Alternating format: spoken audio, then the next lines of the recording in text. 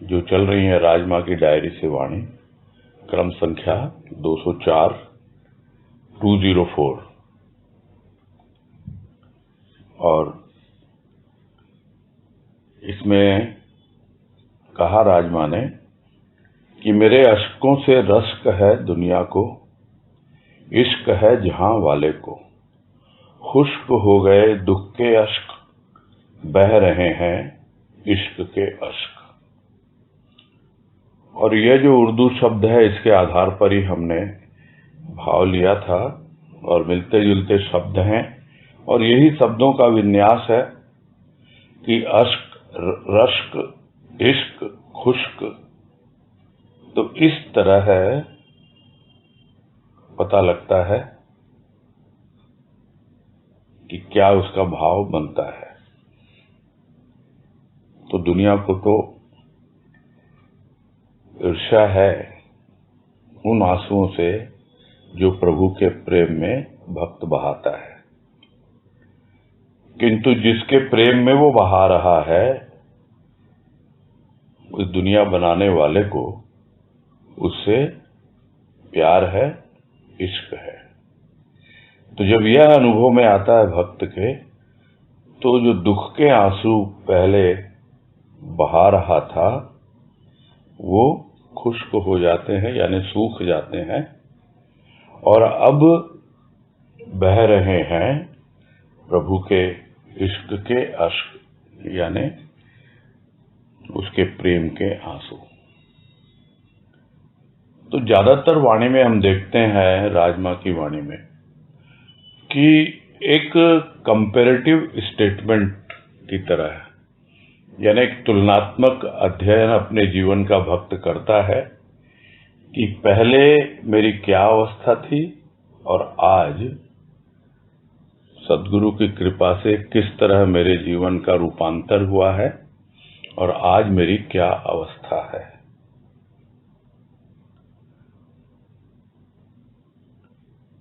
तो आज लेते हैं आगे की वाणी, क्रम संख्या 205 205।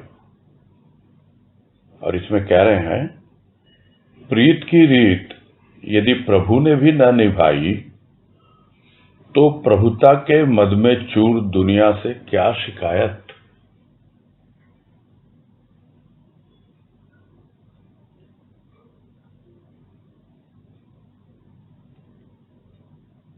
प्रभुता और प्रभु। प्रभुता यानी बड़प्पन, बड़ाई, यानी जो बड़ा है वो जब अपनी बड़ाई को प्रदर्शित करता है, दिखाता है, तो वो उसकी प्रभुता बन जाती है। उसका अपने बड़ेपन को दिखाता है। किस तरह है वो निर्भर करेगा दिखाने वाले पर। कुछ लोग अहंकार के वशीभूत होकर अपनी बड़ाई करते हैं, और कुछ लोग जो उस पर प्रभु की कृपा हो रही है, उस कृपा को पाकर प्रभु की बड़ाई करते हैं, अपनी बड़ाई नहीं करते, क्योंकि उनको पता है कि सबसे बड़ा अगर इस दुनिया में कोई है तो वो है परमात्मा, यानी प्रभु। अब भक्त ने तो प्रीत की है अपने प्रभु से, और प्रीत की रीत क्या होती है? प्रीत की रीत यही है कि अगर मेरी आंखों से तुम्हारी प्रीत के अश्क बह रहे हैं, प्रेम के आंसू बह रहे हैं, तो उसकी कीमत तुम समझो। ये कोई दुख के आंसू नहीं है, अभाव के आंसू नहीं है, ये भाव के आंसू हैं। और उनको समझकर जो कुछ भी मेरे साथ तुम्हें व्यवहार करना है वो तुम करो। यह प्रभु से वो अपेक्षा रखता है। और जब उस तरह उसे अनुभव नहीं मिलता कि मैं तो उसके लिए मरा जा रहा हूं, उसके प्रेम में अपने आप को न्यौछावर कर दिया, उसके लिए आंसू बहाए जा रहा हूं, और उसको कोई फर्क ही नहीं पड़ रहा है, तो उस कंडीशन में, उस अवस्था में वो यही कहता है कि भाई ये प्रीत की रीत यदि प्रभु भी नहीं निभाया तो फिर किससे शिकायत करने जाऊं मैं अब? क्योंकि जब दुनिया प्रीत की रीत नहीं निभाती, अपने मद में चूर होकर, यानी पूरी तरह अहंकार में है, वो तो अपना ही दिखाती रहती है, अपनी बड़ाई में लगी हुई है, अपने ही शो ऑफ करने में। और अगर प्रेम भी करेंगे तो प्रेम भी उनका प्रदर्शन ही है कि जब तक प्रेम में एक दूसरे को महंगे से महंगा गिफ्ट न दे तो समझ में नहीं आता कि ये मुझसे कितना प्रेम करता है। अपने प्रेम को दिखाने के लिए अपने धन का प्रदर्शन, कि देखो मैंने इतने रुपए के गिफ्ट तुम्हें दिए हैं, किस लिए? प्रेम करता हूं। तो वो है क्या? वो वास्तव में अहंकार का प्रदर्शन है। वो प्रेम का प्रदर्शन कोई मतलब ही नहीं है। प्रेम का कोई प्रदर्शन नहीं किया जाता, वो तो अपनी प्रभुता के मद में चूर है, इसलिए वो प्रेम को समझ नहीं पा रहा। और जब दुनिया को बोला, देख मैं दुनिया वालों भाई तुमसे कितना प्रेम करता हूं। पत्नी बोलती है पति को कितना प्रेम करती हूं, पति बोलता है पत्नी को, किंतु दोनों ही अपने बड़प्पन में ही लगे हुए हैं, अपने अहंकार में ही चूर हैं। बच्चों को कहते हैं, बच्चे अपने मित्रों को कहते हैं, यानी जो कुछ भी हम दुनिया में देखते हैं वहां पर हर कोई अपने ही अहंकार में, अपने ही मद में चूर होकर घूम रहा है और समझ नहीं पाता कि हम किससे क्या प्रेम करते हैं। तो उनसे क्या शिकायत करें कि भाई तुम प्रीत की रीत नहीं जानते, तुम प्रेम करना नहीं जानते। अरे यह तो प्रभु इसी ने नहीं निभाई, तो फिर दुनिया से क्या शिकायत करें? यानी शिकायत करने से भी कोई फायदा नहीं है। दुनिया से शिकायत करने का तो कोई फायदा है ही नहीं, क्योंकि वो समझ नहीं पाती कि प्रीत की रीत क्या होती है। और ये मेरा प्रभु मुझे ऐसा मिल गया कि ये भी प्रीत की रीत नहीं समझ रहा है और निभा नहीं रहा है। तो ये भाव में कैसी अवस्था बन जाती है कि क्या करूं मैं? कोई आए तो सही मुझे दिलासा देने, जिसके लिए मैं व्याकुल हूं, जिसके लिए मैं परेशान हूं, जिसका सानिध्य मैं चाहता हूं, वही यदि मुझे सांत्वना देने के लिए ना आए, मेरे आंसू पोंछने के लिए ना आए, तो फिर इस दुनिया से क्या शिकायत करूं मैं? तो यह अवस्था भक्त की भाव में बन रही है और उसी की यह अभिव्यक्ति है।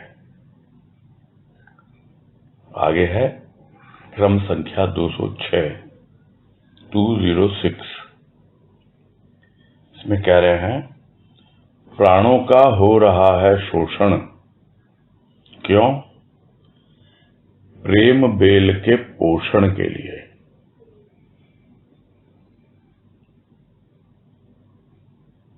यहां पर भी निहित भाव यह है कि एक अवस्था थी जब प्राणों का शोषण हो रहा था,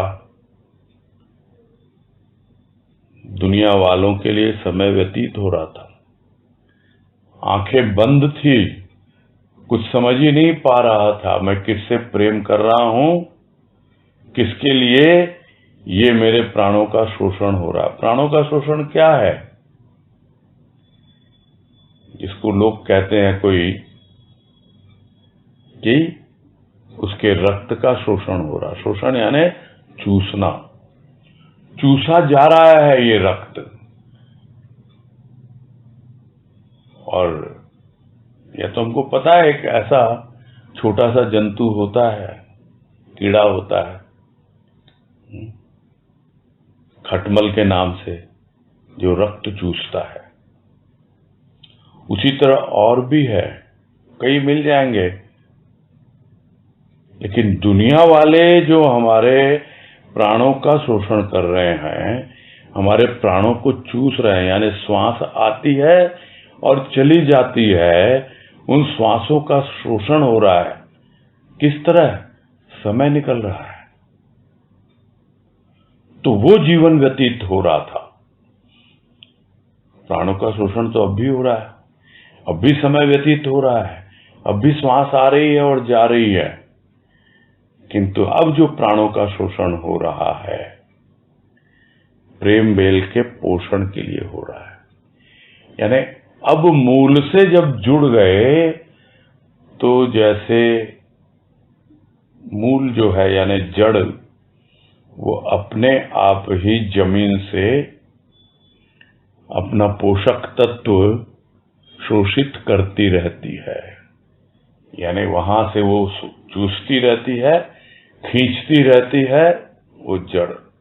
और इस तरह अगर बेल होती है तो वो बेल भी ले लेती है। और कभी कभी तो वो बेल एक वृक्ष का सहारा ले लेती है। और वो बेल जब वृक्ष का सहारा मिल जाए उसे, तब फिर इधर उधर बिखरती नहीं, वो तो और ऊपर चढ़ती चली जाती है। अब इसे बेल कहें, लता कहें, कुछ भी कहें, ये प्रेम बेल है, प्रेम की लता है जो बिखरी बिखरी रहती है। प्रेम आता भी है, किंतु उसका शोषण होता है। जब दुनियादारी में रहता है वो प्रेम, तो जमीन पर रहता है, भौतिकता में रहता है। किंतु अब जो सिंचन हो रहा है उसका, वो ऊर्ध्वमुखी है, ऊपर उठ रही है। और यही है भजन की एक पंक्ति का भाव कि बिखरी लता को वृक्ष का आधार मिल गया, प्यासी धरा को वृष्टि से श्रृंगार मिल गया। वृष्टि से श्रृंगार तो और आगे जाके मिलेगा, किंतु अभी एक आधार मिल गया। अब शोषण नहीं हो रहा, वो प्रेम बेल जो है वो अब पोषित हो रही है। दुनिया वाले शोषण नहीं कर रहे, प्रभु का आधार लेकर वो प्रेम की बेल ऊपर उठ रही है। और इसी बात को आगे की वाणी में भी समझा रहे हैं, क्रमांक 207 में 207, कि प्रेम बेल साधारण जल से नहीं सींची जाती है, प्राणों के जल से। प्रेम बेल साधारण जल से नहीं सींची जाती है, प्राणों के जल से। तो ये प्राणों के जल से सींची जा रही है, और तब जाकर इन प्राणों का शोषण हो रहा है और प्रेम बेल का पोषण हो रहा है।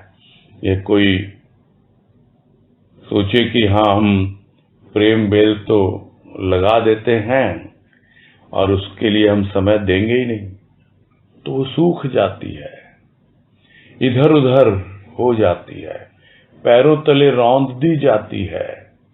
बहुत हम देखते हैं घास फूस की तरह कितनी बेल असमय नष्ट हो जाती है। वैसे ही है वो प्रेम, पनपने के पहले ही मिट जाता है। किंतु जब वो वृक्ष का आधार मिल जाता है और प्रेम की बेल का सिंचन प्राणों के जल से होने लगता है, तो एक एक श्वास का आना जाना, यानी जीवन का व्यतीत होना, प्राणों का टिका रहना, तो दोनों एक दूसरे का आधार पाकर टिके रहते हैं, वो प्राण और वो प्रेम। प्राणों को प्रेम का आधार मिल गया और प्रेम को प्राणों का आधार मिल गया। तो इस प्रकार प्राण धारण करना प्राणी के लिए सार्थक हो गया। बहुत बड़ी कृपा हुई है संत की कि वो अनुभव कर पा रहा है कि अब जो मेरे प्राणों का शोषण होता है वो इसलिए हो रहा है कि प्रेम बेल का पोषण हो, और वो प्रेम बेल का पोषण साधारण जल से नहीं होता, प्राणों के जल से ही होता है। आगे है क्रमांक 208 208। देव पत्थर का है या मोम का? प्रश्न किया। देव पत्थर का है या मोम का? आग जली दुख की, मोम पिघलने लगा। आंधी चली प्रेम की, पत्थर पर भी छींटे थे प्रेमाश्रु के। मेरा प्रेम दयाद्र होता है प्रेम से, दुख से नहीं।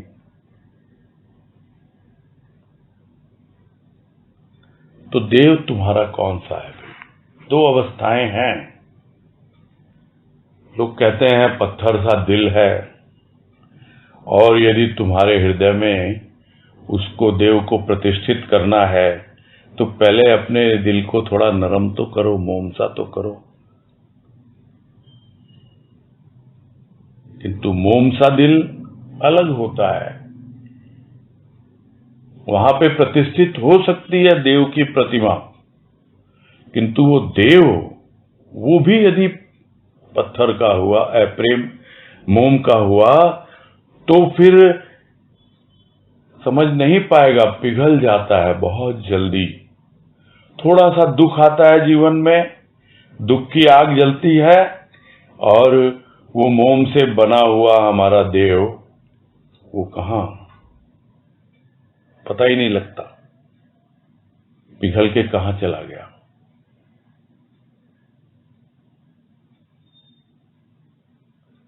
इसलिए मजबूती चाहिए, देव में मजबूती चाहिए। दिल भले ही कैसा हो, किंतु देव जो है वो मजबूत होना चाहिए पत्थर की तरह। नहीं तो आग जलती है दुख की, तो जिस तरह आग का ताप पाकर के मोम पिघल जाता है, वैसे ही वो देव जो भीतर प्रतिष्ठित है यदि मोम का हुआ तो वो भी पिघलकर बह जाएगा, और हम समझ नहीं पाएंगे कि ये क्या है, ये दुख क्या इतना विकट हो सकता है?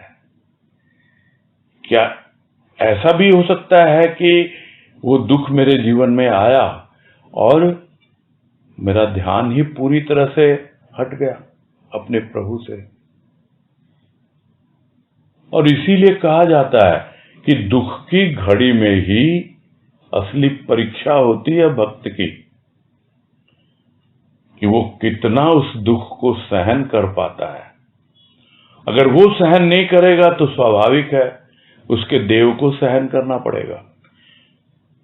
और यदि देव मोम का बना हुआ है तो फिर वो भी क्या सहन करेगा, वो पिघल जाएगा। तो ये अवस्था है कि विचार किया जाए। इसीलिए प्रश्न किया कि भाई तुम्हारा देव जो है पत्थर का है या मोम का है? थोड़ा इस पर विचार करो। दूसरी ओर अगर पत्थर का है तो स्वाभाविक है दुख की आग जलेगी तो पिघलेगा नहीं। यहां तक कि आंधी चलेगी प्रेम की तो पिघलेगा क्यों? सवाल ही नहीं है। आंधी उसे उड़ा भी नहीं सकती, वो तो बहुत हल्की चीज हो, उसको ले जाए, ये तो पत्थर का बना हुआ है, इतना भारी है। तो उसके पत्थर के ऊपर भी देखा क्या था, छींटे पड़े हुए थे। जिस तरह आंधी चली और हल्के फुल्के छींटे उसके साथ आ गए। वैसे ही प्रेम की आंधी चली और हल्के फुल्के छींटे आ गए किसके? प्रेमाश्रु के। यानी वो आंधी आई, किस लिए आई? आई तो थी उन आंसुओं को उड़ाकर ले जाने के लिए, जो पत्थर से बने हुए देव का प्रक्षालन करना चाह रहे हैं, किंतु छींटे ही पड़े। प्रेम के छींटे पड़े, प्रेमाश्रु के छींटे पड़े। तो क्या वो हमारे प्रेम के छींटे थे पत्थर पर, और या फिर प्रभु अपने आप ही इतना मोम की तरह दया में पिघल गया?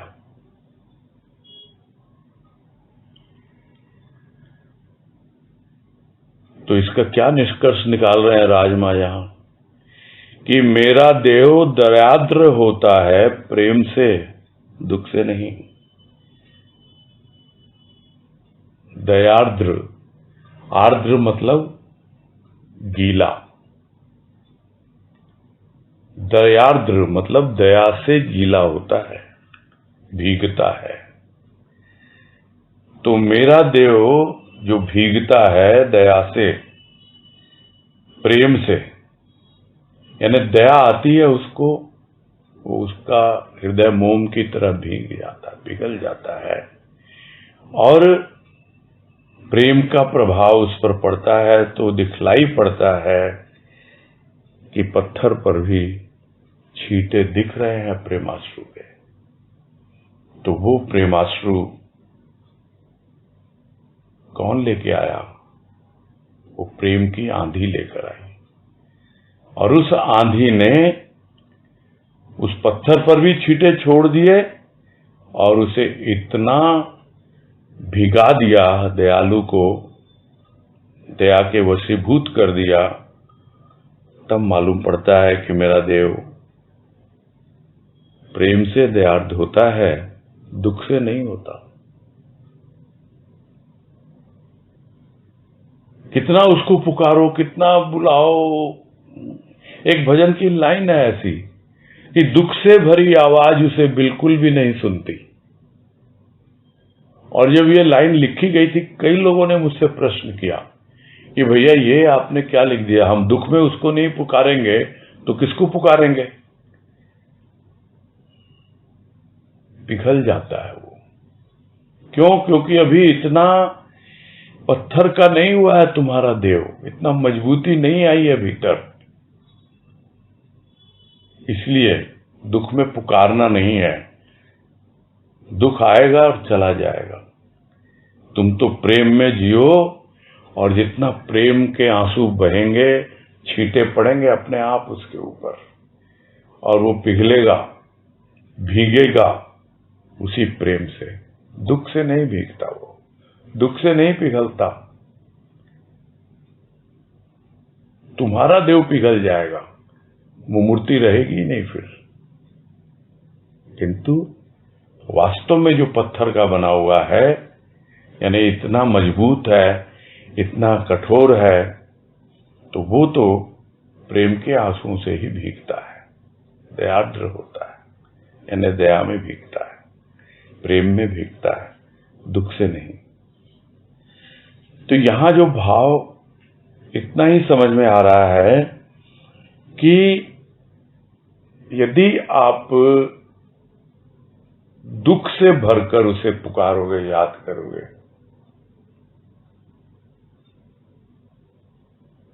तो फिर नहीं। जिस तरह है प्रेम जल से ही, प्राणों का जो प्रेम है उसी से ये बेल फलती है, प्रेम बेल, प्राणों के जल से, यानी वो प्रेम प्राणों में आना चाहिए। वैसे ही वो जल कुछ ऐसा है। और ये बोला हुआ राजमा का ही कहा हुआ याद आ रहा है मुझे कि जब उन्होंने कहा कि आंसू बह रहे थे और गुरुदेव को देखते ही पता लग गया कि ये दुख के आंसू हैं। और यही कहा उन्होंने, यदि गर्म जल से तुम प्रेम के पौधे का सिंचन करोगी तो क्या वो पनप पाएगा? वो दुख के आंसू गर्म जल है। प्रेम के आंसू इतने शीतल होते हैं, तब वो प्रेम की बेल आगे बढ़ती है। तब वो प्रभु जो है वो दया से द्रवीभूत होता है। तभी वो प्रभु अपने आप दिखलाता है, देखो प्रेम तो मुझसे कर रहा है, लेकिन मुझ पर भी छींटे पड़े हैं उस प्रेम के।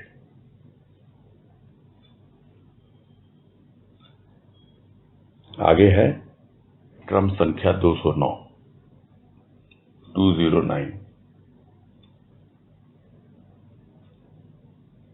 इसमें कह रहे हैं, कल्प रही थी कल्प कल्पांतर से,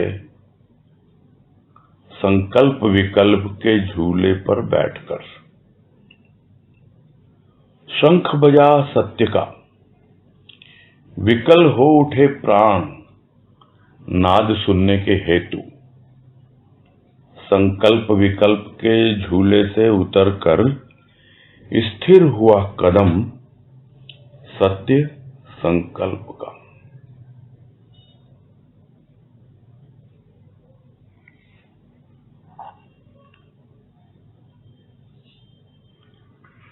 और यहां पर भी भाव तो है ही,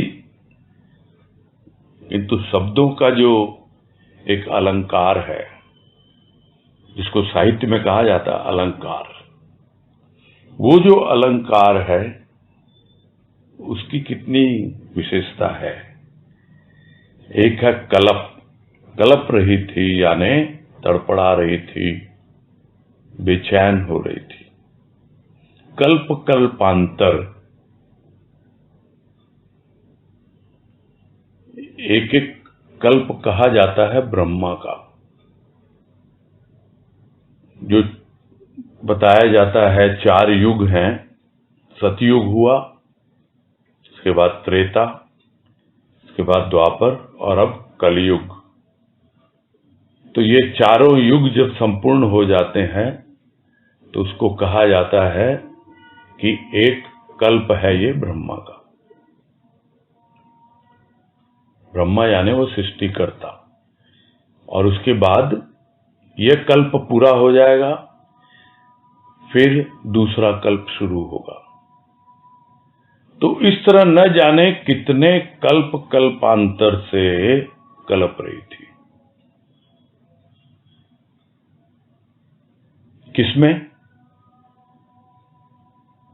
संकल्प और विकल्प के झूले पर बैठी हुई थी।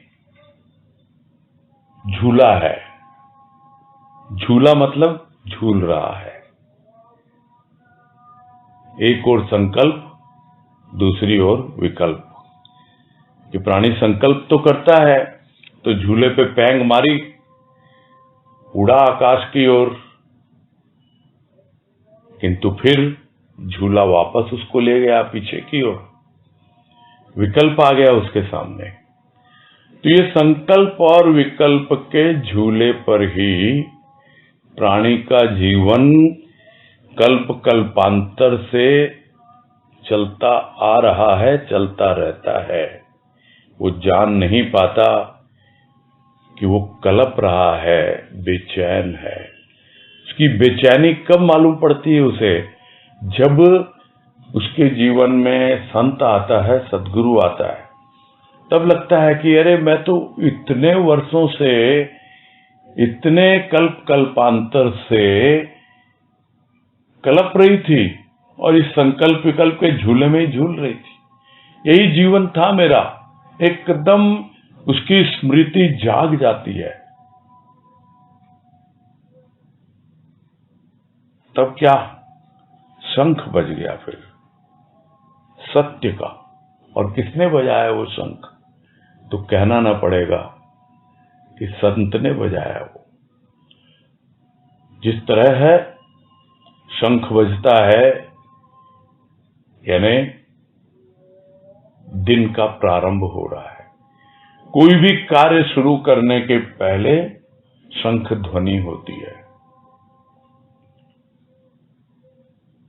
तो अब एक नया जीवन है, एक नया कार्य है, एक नए तरह से जीवन जीना है।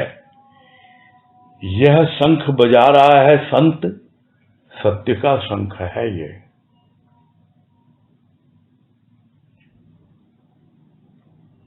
तब प्राणों में अब विकलता आई है, व्याकुल अब हो रहे हैं प्राण, किंतु कलप नहीं रहे। अब व्याकुलता किसके लिए है? उस नाद को सुनने के लिए, यानी उस अनहद की ध्वनि को सुनने के लिए।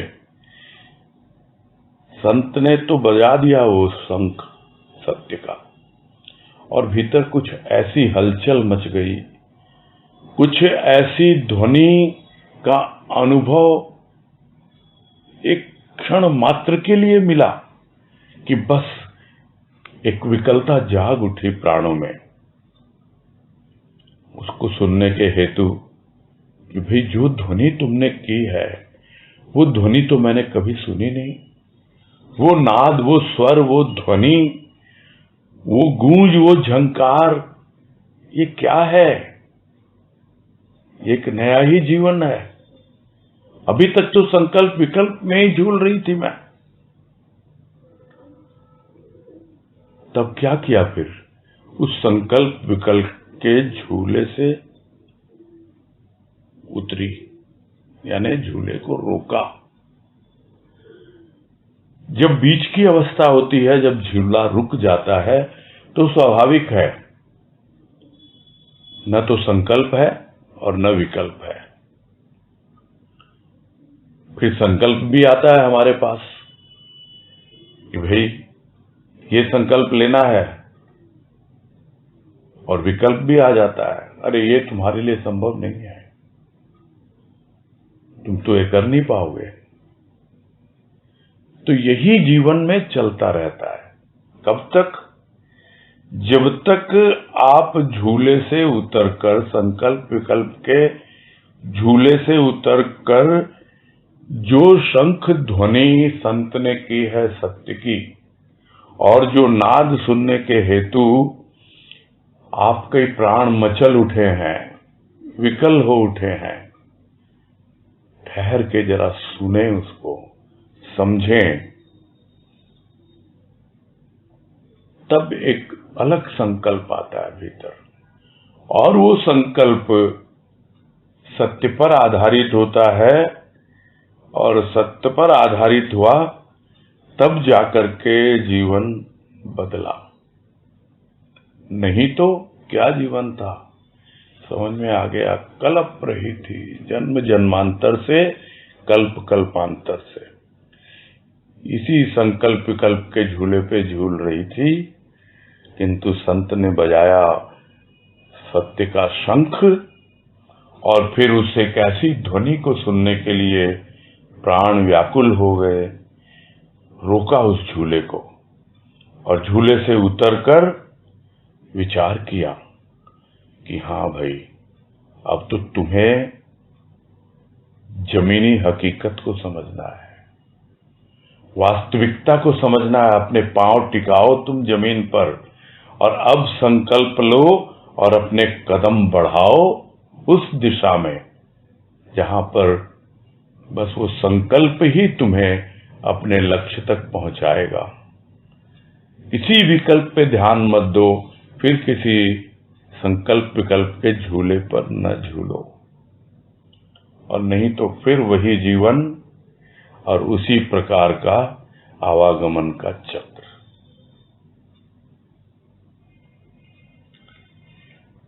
आगे है क्रमांक 210 में कह रहे हैं, क्रय कर रही थी श्वासों के मूल्य पर, मोह वासना काम क्रोध के प्रसूनों से गुम्फित माला। नेत्र विहीन होकर माला प्रभु को स्वीकृत नहीं। आंख वाले ने आदेश दिया व्यर्थ माला को फेंकने का। अब गूंथ रही हूं सूक्ष्म प्रेम के प्रसूनों की माला, जिसकी गंध से आकृष्ट होकर वह स्वयं ही माला ग्रहण करने के हेतु पास आवेगा।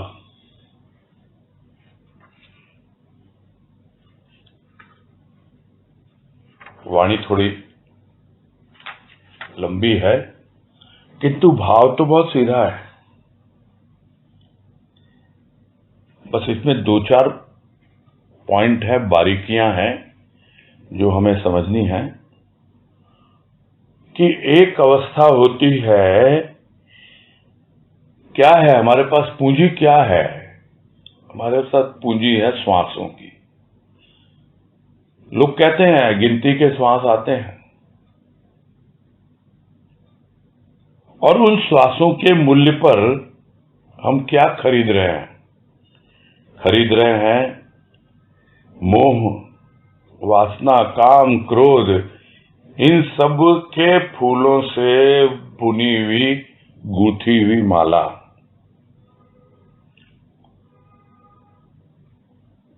क्योंकि हम देख नहीं पा रहे हैं, नेत्र विहीन होकर, यानी हमारे पास वो आंखें हैं नहीं। हम तो इनको समझ ही नहीं पा रहे हैं कि ये विकार हैं। हम मोह, वासना, काम, इन सबको प्रेम ही समझते हैं। मोह को भी प्रेम समझते हैं, वासना को भी प्रेम समझते हैं, कामना को भी प्रेम समझते हैं। और फिर ये क्रोध को तो हम समझ ही नहीं पाते हैं ये है क्या। और जब समझने चलते हैं तब मालूम पड़ेगा कि ये क्रोध है अहंकार का सबसे बड़ा बेटा। सबसे पहली संतान है क्रोध, जो अहंकार से पैदा होता है। तो इस तरह जीवन बीत रहा है, लेकिन हम देख नहीं पा रहे हैं, समझ नहीं पा रहे हैं, और प्रभु को माला अर्पित करने के लिए बाजार से खरीद रहे हैं माला। तो बाजार में तो यही सब माला मिलेगी, दुनिया में तो इन्हीं सब बातों का व्यवहार होता है, इन्हीं फूलों का आदान प्रदान होता है। चाहे वो माला में पिरो कर दे, चाहे वो गुलदस्ता बना कर दे, उसमें सिर्फ मोह, वासना, काम, क्रोध, यही फूल जो है उसमें गुम्फित रहते हैं, यानी गूंथे हुए रहते हैं, और कुछ नहीं होता। बाजार में यही चीजें मिलती हैं।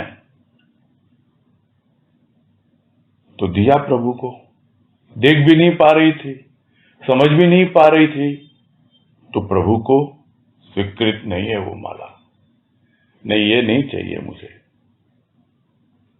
तो क्या करें फिर? कोई तो बताए मुझे कि क्या करना है। एक आंख वाले ने समझाया कि देख, तेरी आंखें बंद हैं, आंखें खोल।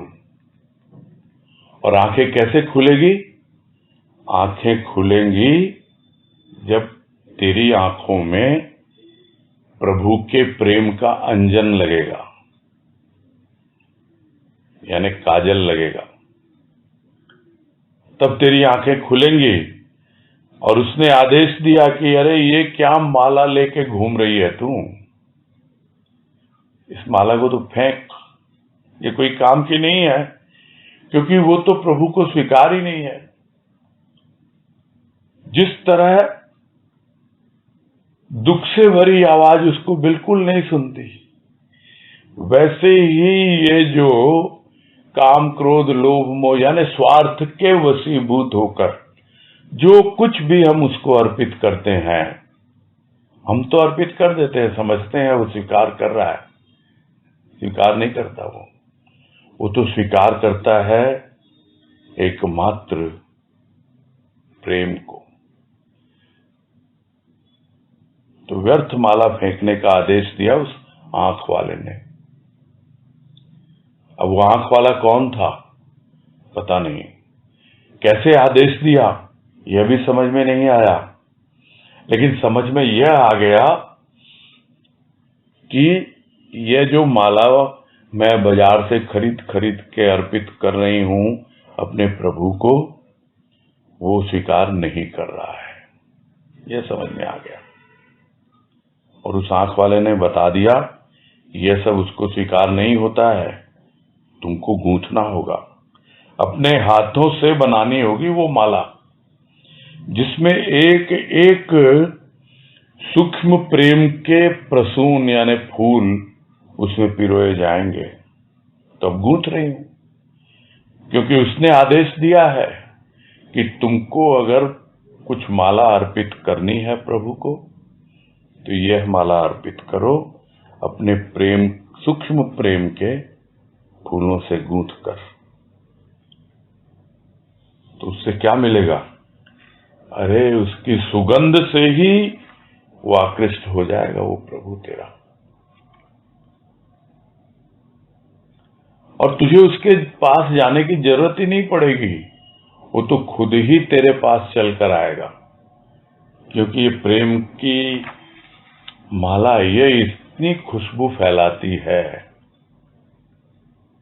और दूसरी ओर यह मोह, वासना, काम, क्रोध, यह माला दुर्गंध फैलाती है। तो दुर्गंध फैलाती है तो प्रभु यदि पास आने को इच्छुक भी हो तो वो दूर चला जाता है, स्वीकार नहीं करता। और जब देखता है कि मेरा भक्त प्रेम से माला गूंथ रहा है, वो सूक्ष्म प्रेम वही उसके लिए एक छोटे छोटे फूल हैं, और उन फूलों की एक ऐसी सुगंध जिसे मैं समझ पाऊं या ना समझ पाऊं, वह समझता है, मेरा प्रभु समझता है। वो अपने आप ही उस प्रेम के वशीभूत होकर करीब आता है और कहता है मैं आ गया अब तेरे पास, मेरे लिए गूंथ रहा है ना ये माला,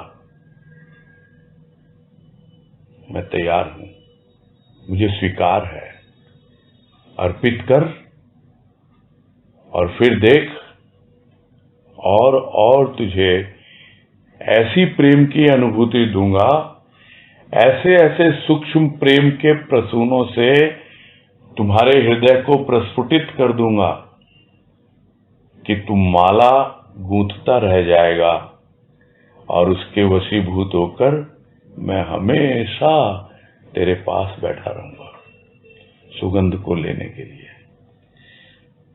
तो यह अवस्था बन जाती है क्योंकि किसी ने आदेश दिया, ये माला बिल्कुल व्यर्थ जो स्वार्थ से भरी हुई है, फेंक दे इसको, अब तो तू प्रेम से भरकर प्रभु के लिए माला गूंथ, वो अपने आप ही आएगा तेरे पास।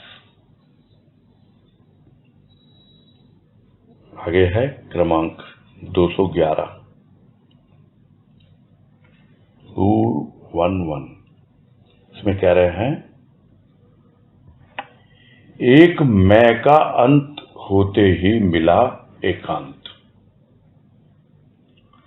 मैं अब दुनिया भर के विचारों की भीड़ से दूर केवल एक के निकट है।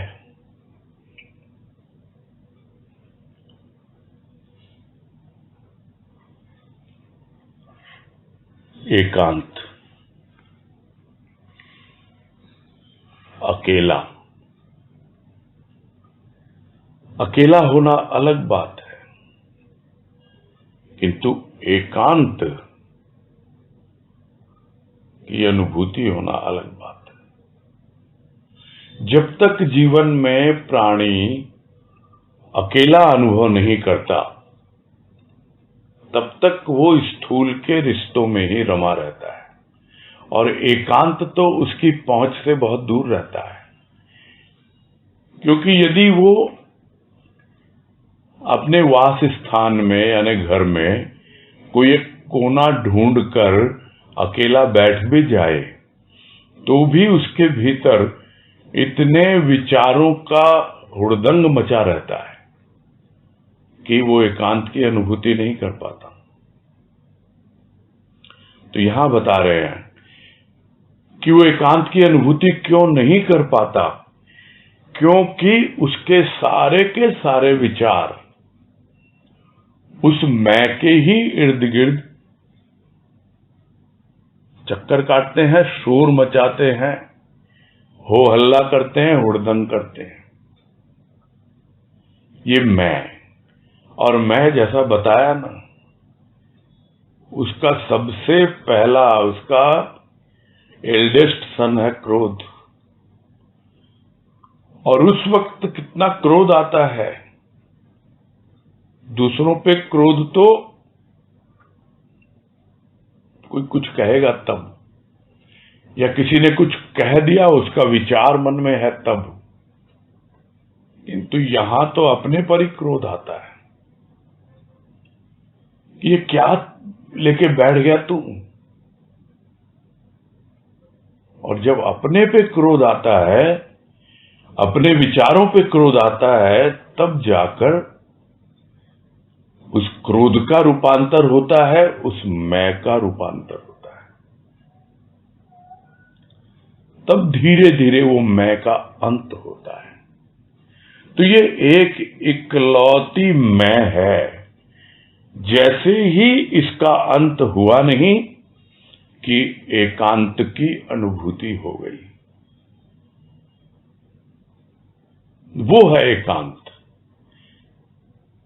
लोग समझते हैं हम तो एकांत में हैं, अकेले में हैं, और लोग एकांत की खोज में पुराने जमाने में निकल जाते थे, घर गृहस्थी छोड़कर संन्यास्त हो जाते थे। और आज भी बहुत से लोग जो घर परिवार से परेशान हो जाते हैं, वो एकांत ढूंढते हैं। घर में अकेलापन भी नहीं मिलता उनको, तब क्या करते हैं, वो आश्रमों में जाके रहने लगते हैं। अपनी जितनी पूंजी है वो आश्रम को दान दे देते हैं, और वो वहां क्या मिल जाता है उनको, एकांत। घर बदल लिया किंतु भीतर का घर नहीं बदला। वहां तो वही विचारों का कोलाहल। वो कब बंद होगा? जब उस मैं का अंत होगा। वो एक मैं का अंत होते ही एकांत मिल गया। अब कहां है मैं? अब मेरी मैं दुनिया भर के विचारों की भीड़ से दूर है और एक के निकट है। पहले दुनिया भर के विचार थे, इसलिए एकांत नहीं था, उस विचारों की भीड़ थी। तो पहले तो दुनिया की भीड़ थी, उसमें अकेलापन महसूस होना चाहिए, ये अनुभव में आना चाहिए। जिनको मैं अपना समझता हूं वो अपने क्या है, वो तो सौतेले हैं, मेरा अपना तो कोई और है। तो फिर भजन की लाइनें जो कई बार आ चुकी हैं, फिर दोहराना चाहता हूं कि मेरे लिए जगत सौतेला, भरी हुई भीड़ में भी रहा अकेला।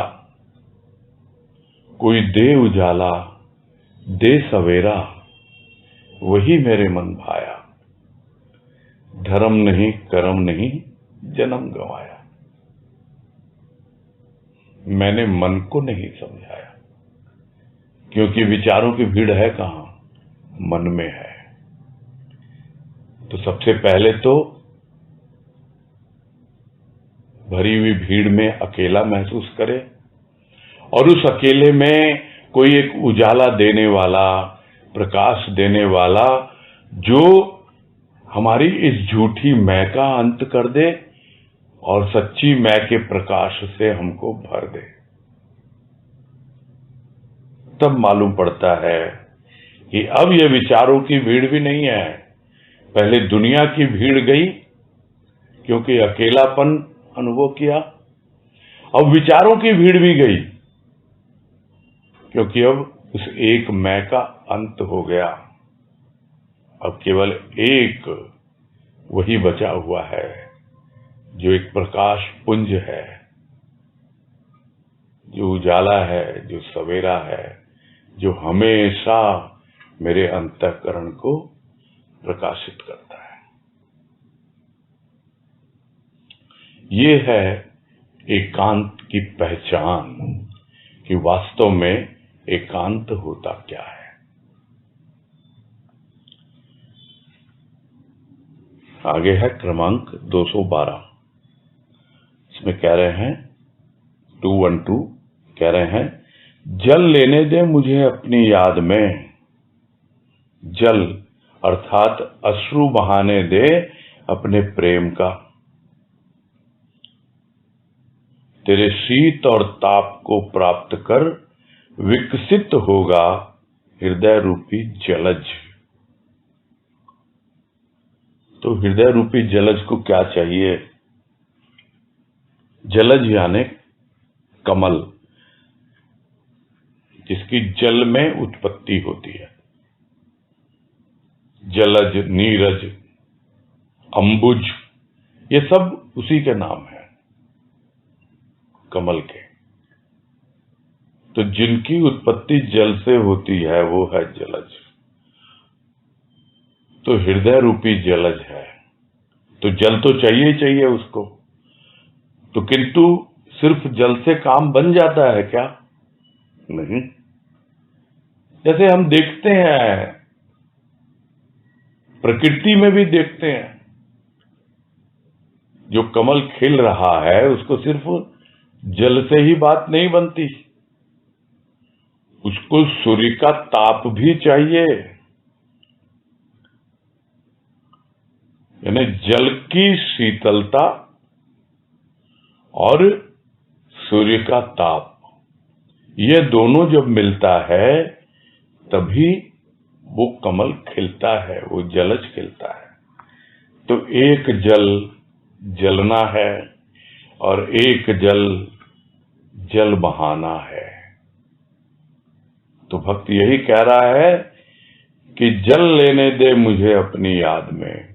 मुझे बहुत अच्छी लग रही है ये याद, उस याद में मैं जल रहा हूं, तुम्हारे विरह में तुम्हें याद कर रहा हूं, जल रहा हूं। उसका जो ताप है वही मेरे हृदय कमल को खिलाएगा। दूसरी ओर जल बहा लेने दे मुझे अपनी आंखों से, उस प्रेम के अश्रु को बहा लेने दे। यानी दोनों चीजें साथ साथ, तो तेरे शीत और ताप, ये दोनों मिल रहे हैं। याद में जल रहा हूं, आंखों से प्रेम के आंसू बह रहे हैं जो मुझे शीतल कर रहे हैं। और इस प्रकार मेरे हृदय का जलज यानी कमल विकसित होगा। एक जल यानी जलना, एक जल यानी अश्रु और एक जलज यानी कमल। तो यह है शब्दों का खेल और यह है भावों की अभिव्यक्ति। याद में जलना है, प्रेम के आंसू बहाने हैं, तब जाकर हृदय का कमल खिलेगा, विकसित होगा। यानी भक्त इसके लिए हमेशा प्रस्तुत रहता है।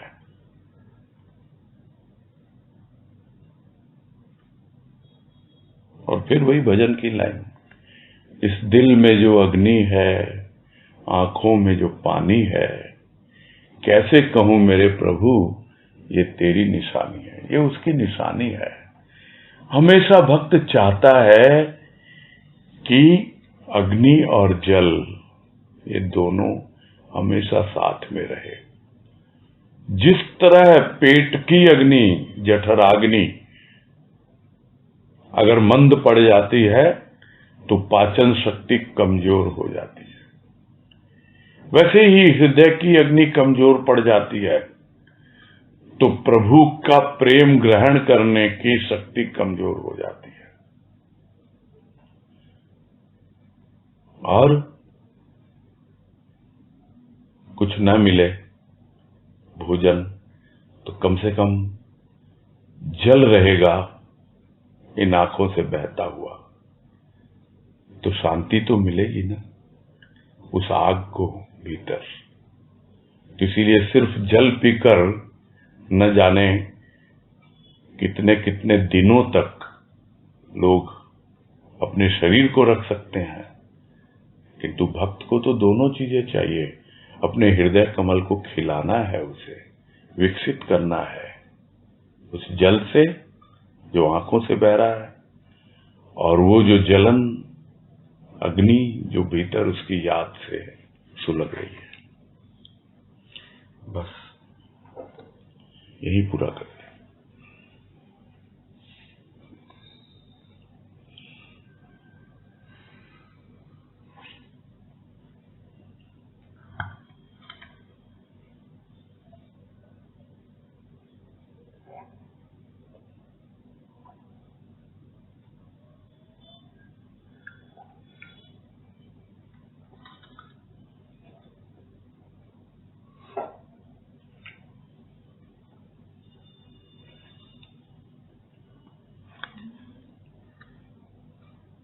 माला पोदार, बोलिए। हेलो, 204 नंबर का थोड़ा कम हो गया है। एक मिनट निकालता हूं।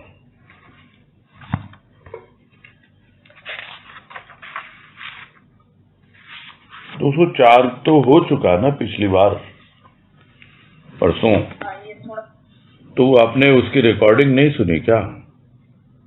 आज तो बहुत संक्षेप में कहा गया है, परसों अंत में हुई थी ये वाणी और बड़े विस्तार से हुई है, ऐसा नहीं है। आप सुनना उसको, क्योंकि संक्षेप में तो बता दी गई ये बातें। समझ नहीं आया तो ऑब्वियसली थोड़ा प्रयास अपना भी होना पड़ेगा ना। शब्दों का खेल। आप रिकॉर्डिंग आपके पास आती है कि नहीं? हाँ आती है। हाँ, तो आप सुनेंगे ना तो जरूर समझ में आएगा, नहीं तो कल आप उसमें से समझना कि मैंने सुना और इसमें ये बात मुझे समझ में नहीं आई, है ना? हरिओम। हाँ, हरिओम। तनुश्री शर्मा। प्रणाम भैया। हाँ नमस्कार, बोलो। ये जो बात है कि एकांत में मैं जब वो बैठने की कोशिश करता है तो भी मतलब एकांत में मतलब कि विचार मैं के इर्द गिर्द चक्कर काटते रहते हैं। तो यहाँ मैं के इर्द गिर्द से तात्पर्य मतलब दुनियादारी के विचार था। विचारों की भीड़ है, पहले दुनिया के विचार होते हैं, दुनिया में रमा रहता है, तो फिर क्या है, उसको वही अच्छा लगता है, तो वो अकेलापन ही महसूस नहीं कर रहा है, उसको अकेलापन महसूस करना पड़ेगा। तो सबसे पहले आता है अकेलापन, फिर आता है एकांत। तो अकेले जब जाओ और फिर वहां फिर अब भीतर विचारों की भीड़ है, तो ये मैं जो है, पहले तो किसी ने कुछ कह दिया, ये क्रोध की बात आई ना, क्रोध आता है, दूसरों पर आता है क्योंकि दुनिया की भीड़ में है। अब विचार तुम्हारे अपने, अब किस पे क्रोध करोगे? तो विचारों पे क्रोध आता है। क्यों भाई, मैं तो एकांत में शांत होना चाहता हूं, शांति से बैठना चाहता हूं, और ये विचार आकर के अपना हुड़दंग मचा रहे हैं, परेशान कर रहे हैं मुझे। तो धीरे धीरे वो अभ्यास आता है, तो मैं का जो है, झूठी मैं का वो क्षरण होने लगता है, यानी कम होने लगती है वो मैं। और एक बार जब पूरी तरह अंत हो जाती है, तो एक मैं का अंत होते ही, यानी एकमात्र ये मैं है जिसका अंत नहीं हो पाता, इसलिए पूरी तरह से एकांत का अनुभव नहीं मिलता है। और जब हो गया, अंत होते ही मिल गया एकांत, अब जो मैं है वहां पे अब है ही नहीं ना, वो मेरी सच्ची मैं है, वो विचारों की भीड़ से दूर है एकदम। अब वो किसके निकट है? वो जो मेरे भीतर प्रकाश पुंज है, वो मेरा प्रभु आत्मा के रूप में, उसके निकट है। ठीक है। हाँ हाँ हरिओम। हाँ हरिओम। अजय झुंझुनवाला।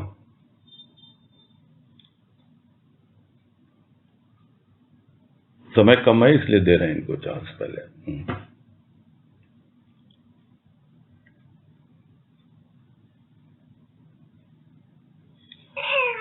प्रणाम भैया। हाँ नमस्कार। भैया वो 209 नंबर वार्ड में वो झूले से उतरने वाला भाव का फिर से बताइए। झूले से उतरने वाला कब आएगा? जब कोई एक ऐसी शंख ध्वनि सुनी कि लगा कि अरे ये कौन सी ध्वनि है, जरा देखूं तो फिर विकल हो उठे प्राण उस ध्वनि को सुनने के लिए, फिर से सुनने के लिए। तब झूला रुका कि देखे तो सही कहां से ये ध्वनि आ रही है। तब संकल्प विकल्प के झूले से उतरकर स्थिर हुए कदम और फिर आगे बढ़ने का संकल्प लिया सत्य पथ पर। वही है आगे का जीवन। फिर नहीं तो कल्पांतर से तो कलप ही रही थी ना। यही है इसका भाव। ठीक है ना? हाँ हरिओम हरिओम। ठीक है फिर पूरा करते हैं। हरिओम भैया जी। हाँ हरिओम हरिओम हरिओम सबको सबको हरिओम हरिओम